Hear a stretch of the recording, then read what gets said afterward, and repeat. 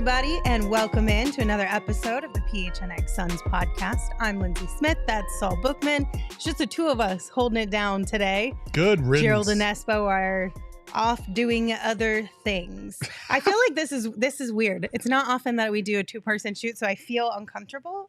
I think last time we did a two-person shot, we were over there. I don't know. It's just different. It is a little different look and feel. But first and foremost, to start this show, a shout out must be given because I was very in my bougie passenger princess mode when I came into this office. And Craig Morgan had a sandwich and I was like, that sandwich looks really good. I want one. But I don't want to walk the 3 steps it takes to go outside to get one. So Emma graciously went and got me a sandwich today. And I felt like an absolute princess. So thank you, Emma. You're the best. You did pay her off. Yeah, but still, she had to agree to it. I would have said no. Well, yeah, I get that. Yeah. So shout out to Emma Good for job, Emma. making sure I was fed and taken care of before we had to start this show. It's probably good for all of us, right? Yes. Nobody's happy with a literally hangry, my angry thought. Lindsay. I don't ever want to say that because I've said that to my wife and I have had things thrown at me. I like, Yes. Are you hangry? Do you need to Do you eat? need a Like, snack? nah. Like, Yeah, I I'm not could doing use a that, snack. but like, I had my assumptions. Yeah, absolutely. All right, let's get into the shenanigans of today's show. First and foremost, Bradley Beal. Yeah. Leave Bradley alone, Well, you guys. Can I just say something real quick before we show this graphic? Yes. All right. I just listen. So Jose, I like, this is the thing that I both love and don't like about you, my friend, is that you want everybody to praise these players and don't like when they bag on them, but then you start off bagging on them right off the bat. Like, how do you even know this is true? Like, anyway, we'll get into it. Go ahead. So I'll give you the rundown of what exactly happened or what it supposedly happened, and then we can discuss it. So Bradley Beal was trending on NBA socials yesterday because supposedly 16-year-old, 6'8" top high school prospect Cooper Flagg got the best of Bradley Beal in a one-on-one. So this came from Brian Scalabrine, okay? Scalabrine said, quote, I heard a rumor that my boy Cooper Flagg was at Jason Tatum's camp and he was busting Brad Beal one-on-one and Brad got mad at him, started cussing him out. Now, Cooper is apparently a major trash talker. So Scalabrine went on to say, so I guess the rumor is that Brad Beal and him were squaring off one-on-one and Brad Beal was taking it lightly. It's a high school kid, of course. Then Cooper started giving it to him. And I guess the rumor is Cooper started talking trash and Bradley Beal got mad. Real mad. You know who trains Cooper Flagg in the offseason? Brian Scalabrine. Oh, look at that. You know Yes. who's trying to hype him up so he's the number 1 overall prospect Brian instead of the number 2 Scalabrine. overall prospect in the country?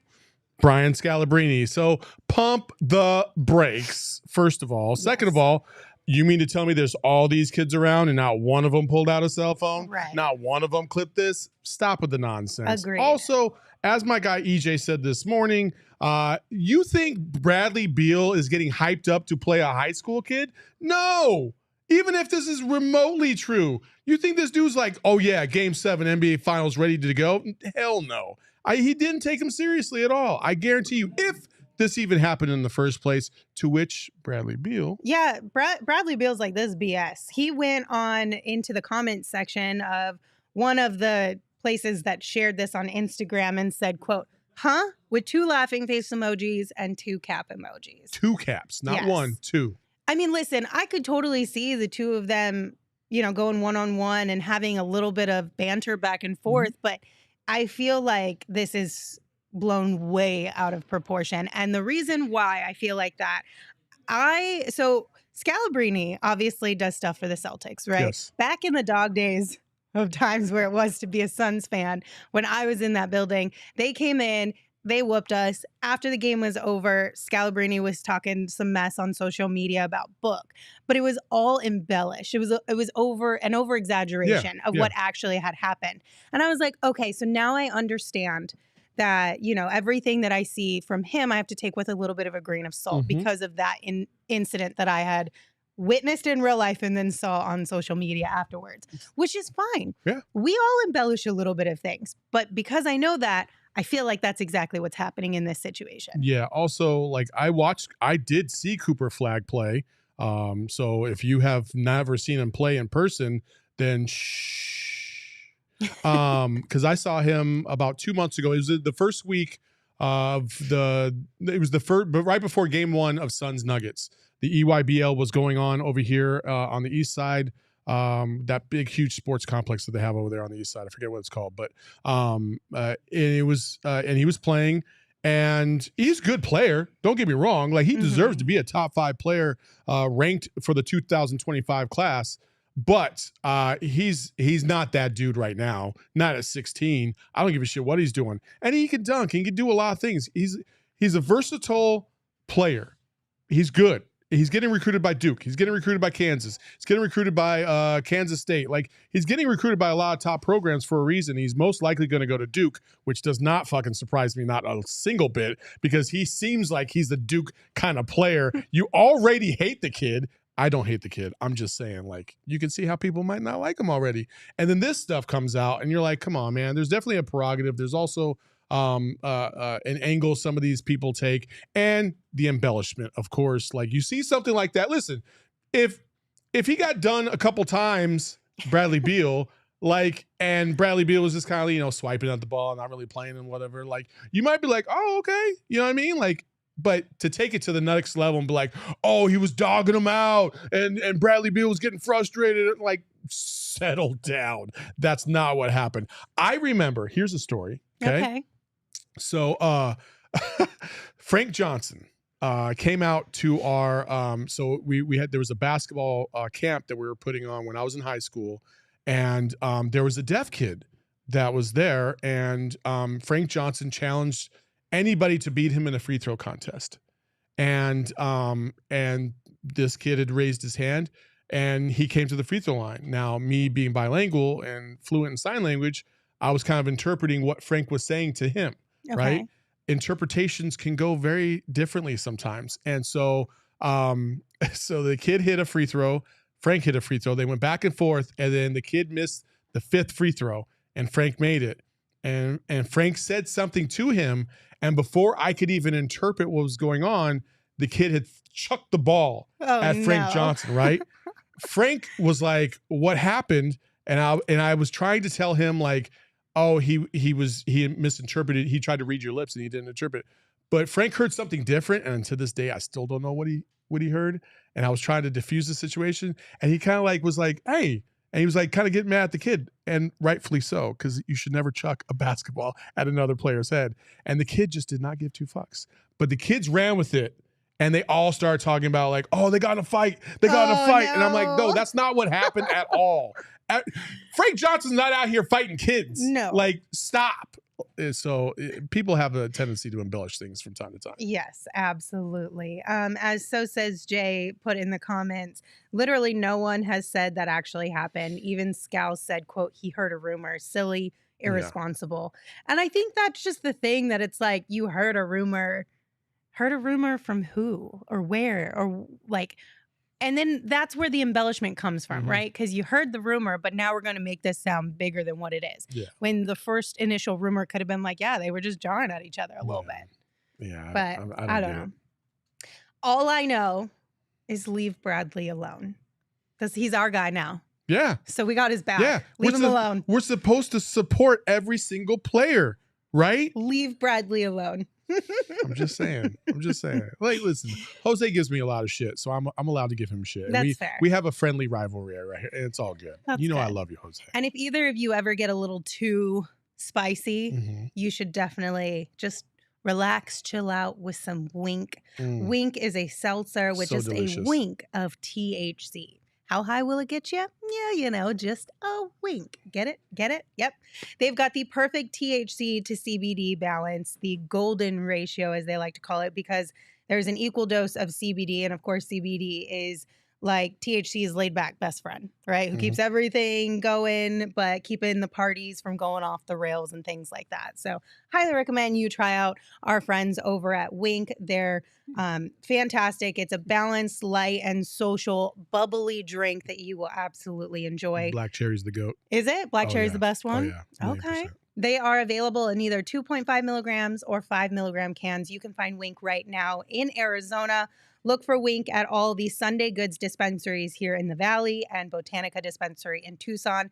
They're also now in 12 states nationwide and even recently launched online ordering and home delivery to about a dozen others. So to find the fastest way to get your hands on one, go to drinkwink.com, and that is Wink spelled W-Y-N-K. You're up. BetMGM is pretty dope. It is. We're going to be out there tomorrow. Hopefully it'll be a little cooler in the evening. I don't think it will be, but we're going to try. We have a huge cornhole tournament going on out there. You should definitely come by if you have not come out for our cornhole tournament. This is the national championship of cornhole tournaments, if you will. That was just poorly worded. We'll just call it a state championship. How about that? We have almost 40 teams that are ready to go. Gerald and I are winning, just FYI. Yeah, they're definitely not winning. Bro, we almost beat you. Again, almost. And single elimination. So it should go pretty quick. So come out, have a good time. The champion is going to get a bunch of cool stuff, bunch of giveaways. We're actually going to give giveaways to the top 3 teams. So that should be fun. And every single PHNX employee will be out there as well. So if you haven't met us in person, you can do that. It's going to be just a good time. And plus, BetMGM has so many cool things going on, including a lot of giveaways. Well, not giveaways, but they have a lot of things like promotions. Promotions. There you go. If you just use promo code PHNX, you can score up to $1,000 on a paid back offer on your first bet. So use promo code PHNX. And here's Shane with the disclaimer. Gambling problem? Call 1-800-GAMBLER. Colorado, D.C., Illinois, Indiana, Kansas, Louisiana, Maryland, Mississippi, New Jersey, Ohio, Pennsylvania, Tennessee, Virginia, West Virginia, Wyoming. Call 877-8-HOPE-NY or text HOPE-NY 467-369 New York. Call 1-800-327-5050 Massachusetts. 21 plus to wager. Please gamble responsibly. Call 1-800-NEXT-STEP Arizona. 1-800-522-4700 Nevada. 1-800-BETS-OFF Iowa. 1-800-270-7117 for confidential help Michigan. 1-800-981-0023 Puerto Rico. In partnership with Kansas Crossing Casino and Hotel. Visit BetMGM.com for terms and conditions. U.S. promotional offers not available in D.C., Kansas, Nevada, New York, or Ontario. The show notes have all the details for that. And then Connor in the chat said, Girth and Lindsay let you guys win because they're so nice. The only reason why you guys won was because we played you last and I was just hot and tired and I was done. If we would have played you in the middle or the first game, we would have beat you. I'm just going to put that out there now. Yeah, well, if Chris Paul didn't get hurt, maybe the Suns win that series too. Oh, well. But this was just the beginning, so we weren't even taking it that serious. Yeah, we just had to get ranked, and it was close enough. Sure, so, I'm just saying. Whatever you better watch your say. backs, all. You and Sean, watch your backs. Gerald and I are coming for I don't you. know if you guys realize, I don't really lose a lot, so. Yes, but when you do lose, I feel like it would be to me. Like, if there was somebody here who could beat you in something, I feel like it would be me. When have I ever lost to you in anything? When have you ever beat me in anything? The betting this season. Dodgeball. We were on the same team. Never mind. We were on the same team. Yeah. Okay. Thank you very much.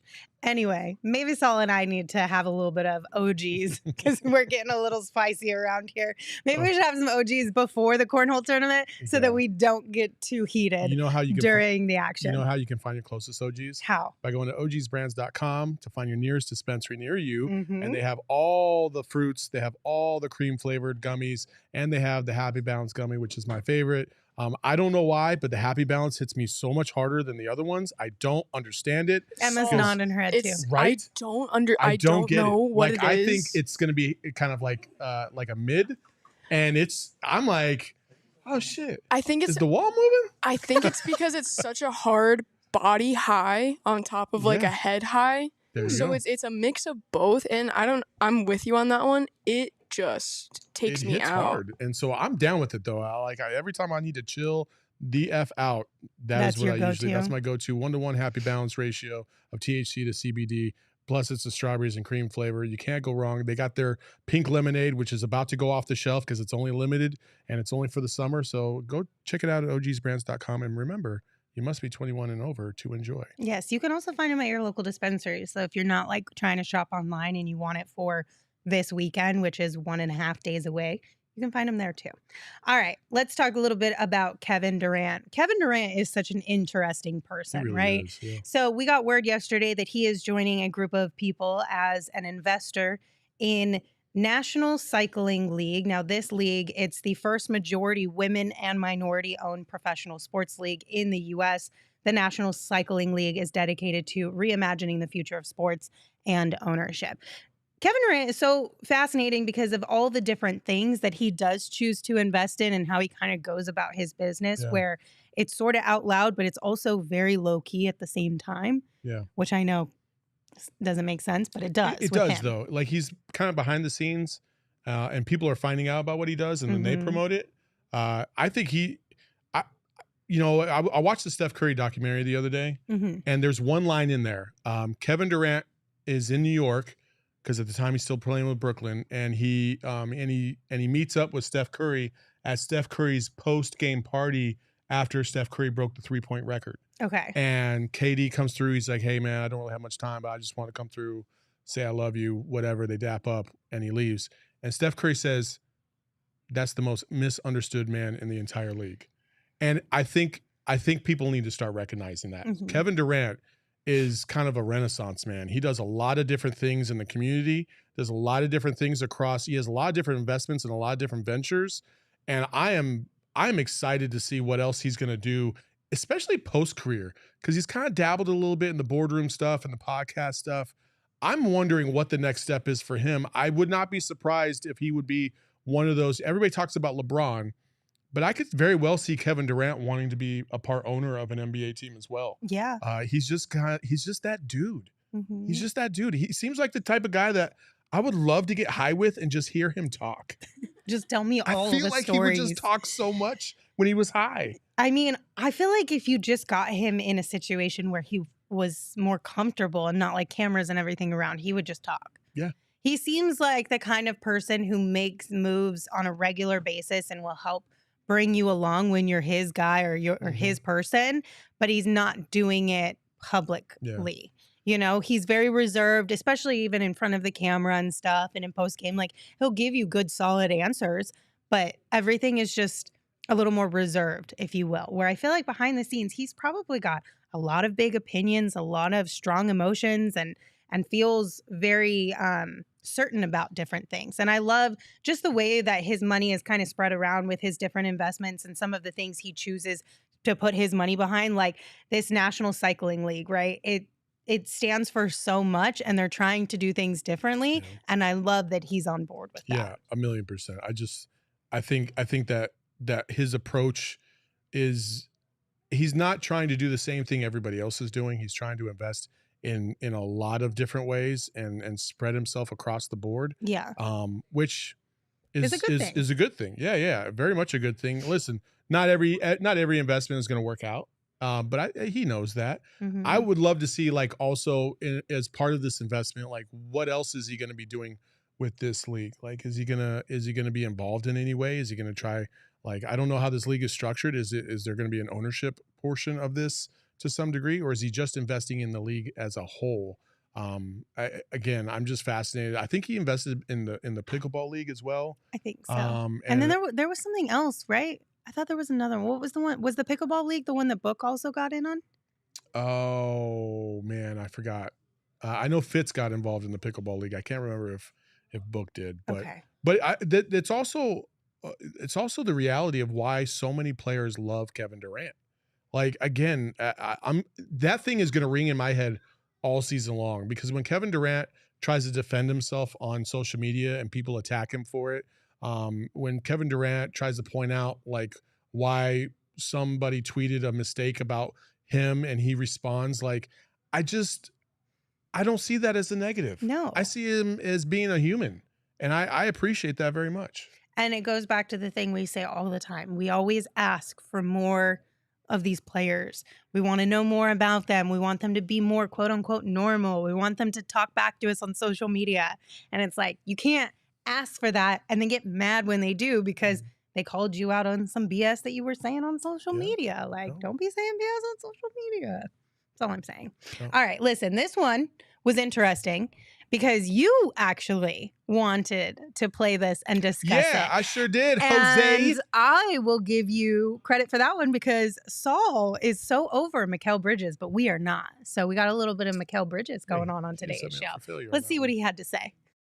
KD said he want to go Phoenix. So it was kind of in the back of my head because, we're not dumb. Like, if you want to come here, I was gone and Cam Johnson knew we was like, I knew like, so I'm like, well, it ain't Book leaving. I don't think it's DA. I don't think it's CP. So like, I always made jokes with me and Cam. I'm like, damn, KD about to come here, bro. Pack your bags. We out of here. But then it died down. Season came on. We was about to play Brooklyn the day before, and we was going to practice, and something about Kyrie coming to Phoenix. Then it brought back the memories of the summer, and I'm like, oh, like, here we go. Yeah. And then when the KD thing happened, I was just like, damn, I didn't think that was really going to happen. Right. Even when I got to Brooklyn that day before when we was about to play him, I was around in the gym like, this is my home. Tapping the guys up that work there like, I'm going to see you, bro. I'm going to be back here a couple days. And I get traded 2 days later. So it's like some karma on my for that one. Mikal is so damn funny. He is. He's funny. He's really good on social. First of all, he's really good on these podcasts. You get to see who he is more. And let's go back to this. All right. So like for me as a fan, like I compartmentalize my teams. Like during the season, I don't give a shit if you're not on my team. I don't care about you anymore. Like I just don't. But that doesn't change the fact that I do like Mikal and I do like Cam Johnson, and I hope they do succeed, just not against us. I'm not going to be invested in them as much as I was when they were here as a Sun, but I do hope that they do well. And I think the other thing is that like so many people loved Mikal, and Mikal was definitely one of a kind. There's not a lot of athletes that come through those doors that people just absolutely gravitate towards immediately, and it felt like it was like that with Mikal right off the bat. And I think it's dope that he's kind of exploring the podcast space. I feel like he's on the verge of having his own pod at some point. Like he's been on JJ Redick, now he's on Paul George. It feels like that's about to happen. He's about to take that next step. And as EJ said this morning, like the day he got traded, he saw a lot of grown men cry because it meant a lot to those people that have been surrounding him basically his entire career here in Phoenix. And on top of that, he's just a good person, and he loves the game. And so EJ thinks for sure he's going to make an all-star game. He's going to make the all-star team this year, probably all defensive team, because he's going to get a lot of love on the East Coast, obviously. And a lot of people have already clamored for that on the East Coast. It's like they all slept on him while he was here, and now he left, and now he's on the East Coast, and they're like, oh, shit. This dude is like really good. Like, yeah. We didn't even know Mikal Bridges was like this. Yeah. I tried to tell you. I mean, that last month he was here, and then the ensuing rest of the season, he was phenomenal. Yeah. So. It's honestly like as bad as it was to lose Mikal, as far as just because we all loved him so much, I still will stand by this to this day. I think it was the best thing for him in his career. Yeah. 100%. No, I think so too. As far as getting the clout, and not even the clout, just the attention that he deserved. Yeah. He was the best thing to happen to him. Not only that, but I think, you're looking at a max player. Like when Mikal's deal comes up, I guarantee you he will have all the requirements to meet max player. I don't know if you could necessarily say that here. If they had added another superstar to the mix minus CP3, let's say they got Bradley Beal, and they brought him in, and instead of and maybe never traded for KD. Like, I don't know if Mikal still would have gotten the love or the attention or the ball enough to be able to do what he's doing now. But now he's kind of the focal point of the Brooklyn Nets. He's kind of the straw that stirs the drink. And so it is good for him to be gone, because I do think he's going to thrive. Yeah. And of course, I think it was hilarious because that's such a Mikal Bridges thing to do, to be joking around with, some of the people working at the arena, like the literal few days before the actual trade. I can literally picture that in my mind, him doing that. Yeah. Because that's just kind of the guy he is. And that's so funny to me. So that was just like a fun little piece. Wow. That entire podcast was great with Mikal. So if you guys need more content. Jose, if you go back and you watch all our shows up until after he's gone, you're going to feel kind of silly. I'm just saying. We've always loved Mikal. I loved Mikal when he was here. After the fact, he's done. He's not a Sun anymore. I moved on. Did you know that it came real close for Mikal and Jock Landale to be reunited in Brooklyn? It was super close. I didn't realize that until we got some more information from Jock. But before we get into that, let me tell you about our friends over at Illegal Pete's. Illegal Pete's is your go-to spot this summer. You can kick back and enjoy an ice-cold margarita or cool off with a bucket of high noons. You get 5 high noons for just $22. Illegal Pete's is the best place to go. And don't forget to give them a follow on Instagram at Illegal Pete's to stay updated on all their big events and things that are going down this summer. And stay tuned to their stories because you could potentially win free tickets to some really cool concerts this summer as well. Illegal Pete's is here to make this summer one for the books, so give them a follow. You can also wash down some of that Illegal Pete's with a nice cold beverage from Four Peaks. Our friends at Four Peaks have an 8th Street pub, and if you haven't checked it out, I don't know what the hell you're waiting for because we've been talking about it for well over a year now.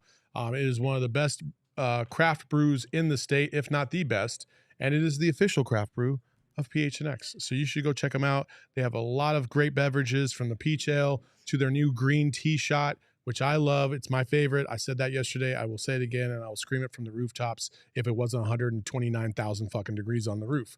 It is terrific. Go check them out. OG's brands. No. Four Peaks. You should follow them at Four Peaks Brew as well on Instagram and on Twitter. They have a great social following.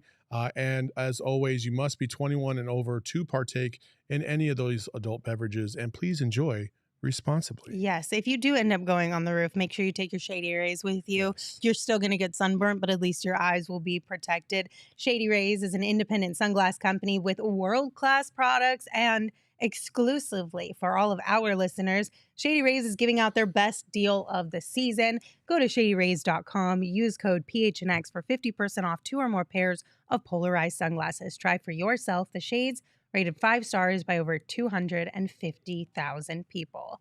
So Jock Landale was on a podcast recently. About damn time Jock let his feelings be known. I know. And he got really real about his time with the Suns and about free agency and all the things. Before we get into free agency, let's just talk about a little bit of what he had to say about dealing with some of the inconsistent playing time that he went through here with the Suns. Here's a snippet of what he had to say. It's no easy task. Like I was bummed a lot, and What's the name of I suppose that just kind of feeding back into, well, what can I do to get on the court rather than why the fuck aren't I on the court was like a big point for me. So just kind of getting back in the gym and trying to, work on the little things that he needed to see me do. And like, look, like it's a bit cringe and cliche, I suppose, but like them just seeing you in the gym doing extra work and all that kind of stuff feeds into like the confidence that gets you back on the court. So I did a lot of that. And then, yeah, I mean, as you said, like I would, even if I got 4 games in a row and played great, I mean, I just like they'd turn around and they'd not play me. I shouldn't say he because, as you know, it's not just Monty's decision. Like it's a collective. So they would just turn around and not play me even if I was playing great. Like I know at the end of the season, we played against the Lakers, Sacramento, and then we played against Philly, and it was 3 games. And like I had 17 and 10 or something like that against Sacramento.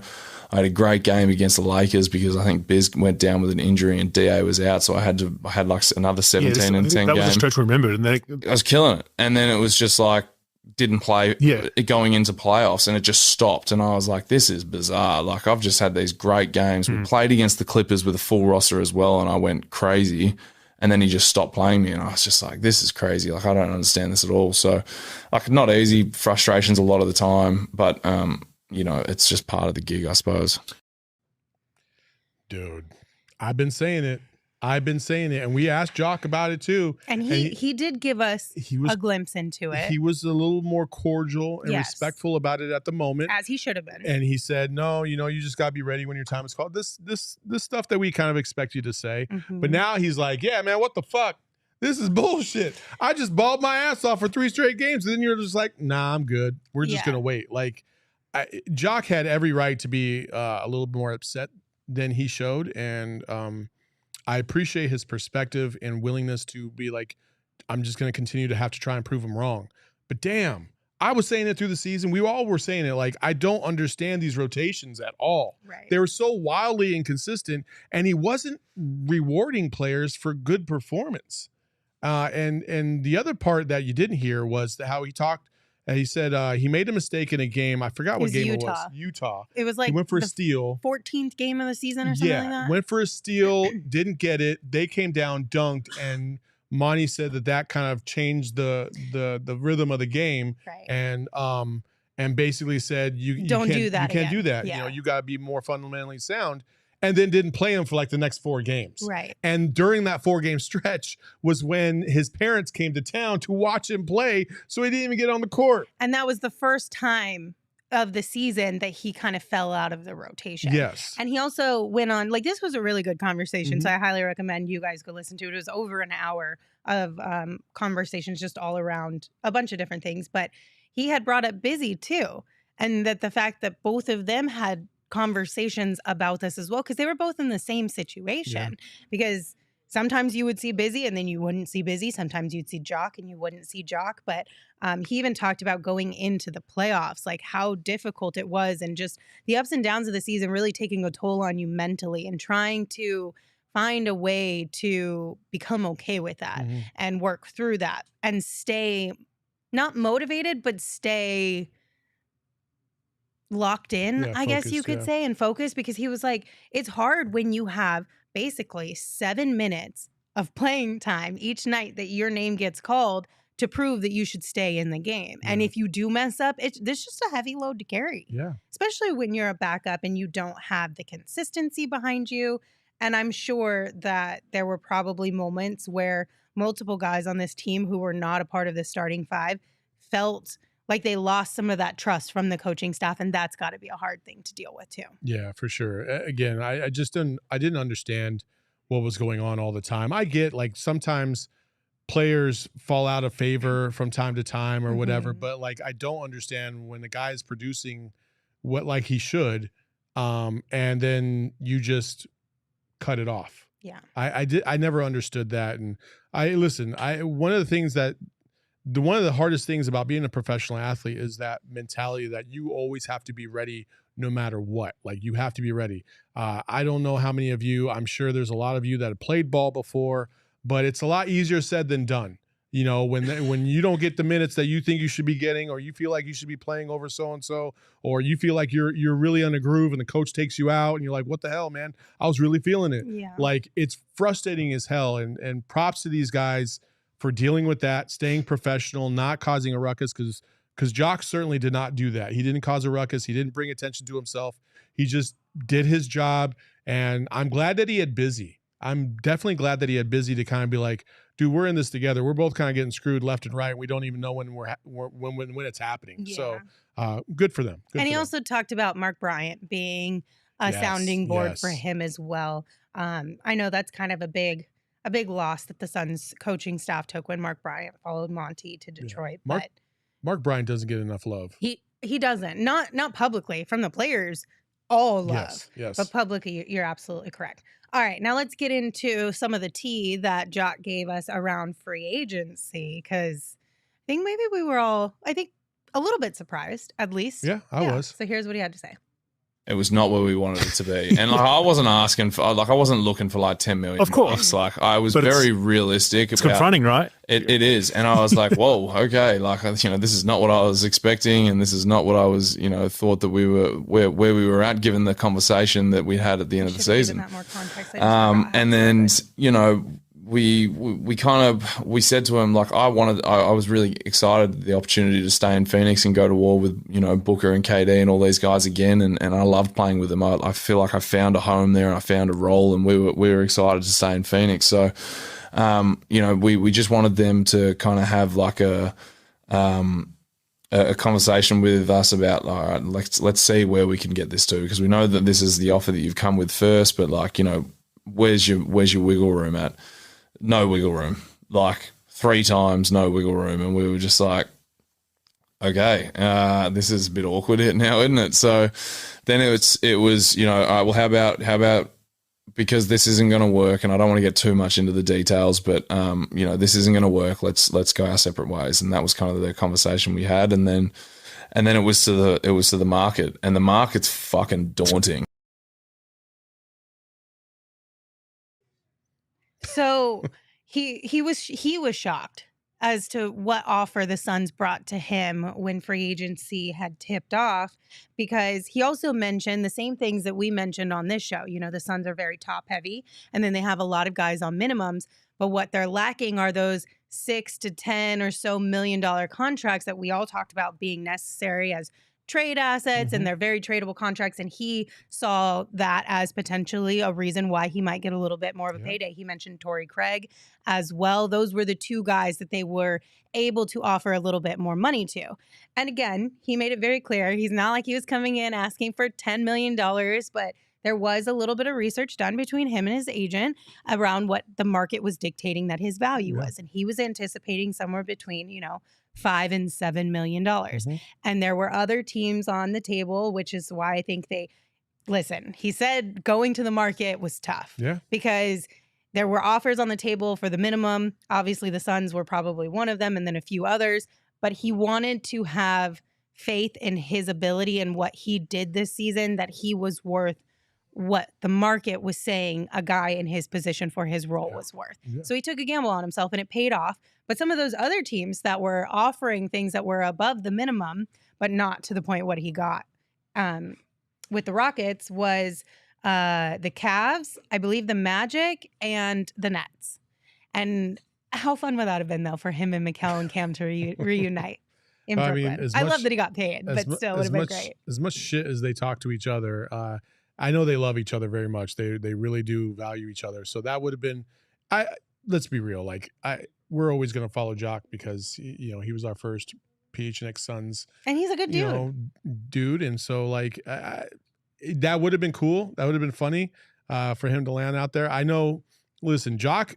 The minute he got to the Valley, he fell in love. Yes. And so they bought a house here. They put roots down. Yeah, he's about to get married. He's got a lot of things going for him. But at the bottom line is you got to get paid what you think you're worth. And his worth, because of really that Nuggets series, took him to a whole nother level.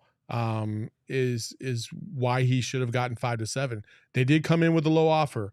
I don't know if it was the minimum, but it was just above the minimum if it wasn't the minimum. And I was a little surprised because that was what we were talking about, is that they would have the flexibility to sign these guys because they had the bird rights on them.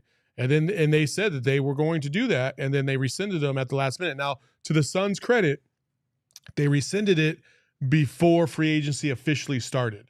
It was literally minutes before it started. So it's not like they waited until 5 days in and then said, nah, you know what, we're not going to do this. And by that time, all the good money has been dried up. So at least he got that going for him, to get into conversations with other teams. And obviously Houston was the other one. But again, Houston, they gave him 8, which is what he wanted. He wanted 5 to 7. They gave him 8, but I think they threw him an extra $1 maybe on top of that 7, and then didn't guarantee the rest. Right. In thinking 4 years, but only the first year is guaranteed. 4-year, $32 million deal. But only 8 is guaranteed that first year. So it's kind of a prove it deal again, but we're going to reward you for what we think you can bring to the table. Right. Exactly. Laced Bacon said, damn, bro bought a house here. Yeah. I mean, he wanted to stay in Phoenix. He's still going to stay in Phoenix. They loved Phoenix, him and his fiance, soon to be wife. And he even mentioned that in this podcast as well. He would have loved to have stayed and gone to battle with Book and KD and really seen what this team could have been. But at the same time, we talk about it. There are levels as far as the money goes being passed around the NBA. At Jock's age, for what he was trying, his life and his security, his family's security, it's really hard to pass up that kind of money. Now, and that's not to say, and he even mentioned, listen, $2 million, $2.5 million is a boatload of money. And I should be absolutely thankful to be able to make that much money in a year doing something I love, and he is. But $8 million is a big difference from 2. I mean, who of us? You can't pass that up. Who of us is going to say, 2.5 versus 8? Yeah, I'm not taking the 8. Yeah. That's just not going to happen. So it was just the right decision for him and his family and what he felt was best in his career. I'll say right now, a ring ain't worth $6 million. Not if I'm a journeyman or somebody that's trying to establish themselves in the league. Not yet. Now, if Jock was at year 9, 10, 11, and he's made $30, $40, $50 million over the course of his career, different story. Right. But we're talking about a guy who's about to go into his 3rd year in the NBA, still trying to establish himself. And he's a little bit of an older guy too. He's 26, right? Yeah. And the hardest part about it is not whether you can get to the league, it's whether you can stay in the league. Yes. And Eddie talked about that today. It's like, it's hard. And so like he's got to make his reputation. If he has another year like he did last year for the Rockets this time, and probably a little bit better, I think that'll prove that he can play in this league, and he'll find himself a good groove from this point forward, which will be nice because he deserves it. He deserves it. He's a fucking phenomenal human being. He is. And a dope dude. And so I think he's going to thrive in Houston, to be honest with you. And he's still getting a ring. It's just a wedding ring, not a championship ring. But you can make the argument one is better than the other on both sides, just depending on which side of the fence you'd like to sit on. All right, Saul. I know it's a quick, shorter one for us today, but there's only 2 of us. It's still 45 minutes. 45. I mean, yeah, it wasn't bad. It wasn't bad. Jay said 26 isn't old, Lindsay. We trying to stay young. Older is what I was saying. Just for in the league. Being a 3rd-year player at 26 is a little bit older. That's all. He's not old, and you're not old, Jay. And I'm not old, and Saul's not old. Emma's definitely not old. I feel like I'm going through a midlife crisis right now. So, do we need to have a therapy corner before we say goodbye? You know, like I always keep thinking, like, oh man, there's so much left to do. Like, what's on your list of things to do that you haven't done? We don't have time for that. We don't have time for that. Yeah. You got time, Saul. Jay, I only have 3 rings. Okay. Or actually, I only have 1 right now, but you know. You had? I had. Anyway, all right. Thanks everybody for joining us. We appreciate you as always. Don't forget to give the show a follow on Twitter at PHNX_Suns. If you are here on YouTube, hit that thumbs up on your way out. If you are listening to our podcast wherever you get your podcast, make sure you rate, review, and subscribe because it helps us out a lot. You triggered everybody. I did. Now. I'm sorry. Everybody's like, damn, man, I'm old as fuck then. Somebody said, Jan Paul said, try being 40. Oh, I'm 43, Jan Paul. I feel you. Emma just threw shade at all of you guys. Good thing her microphone was off. Anyway, you can follow me on Twitter at LindsaySmithAZ, and you can follow Saul on Twitter at Saul_Bookman. Saul, take us home. I don't know what to say, but Espo, I hope you're feeling better because we need you back, buddy. We'll see you tomorrow as you sweat your ass off at Cornhole. Bye-bye. In control and they ain't never gonna let go. PHNX though, Lindsay, Gerald, Espo. Saw past the ball, we here to turn up the tempo. Got to understand me, I'll always rep the family. Rally in the valley like Dan.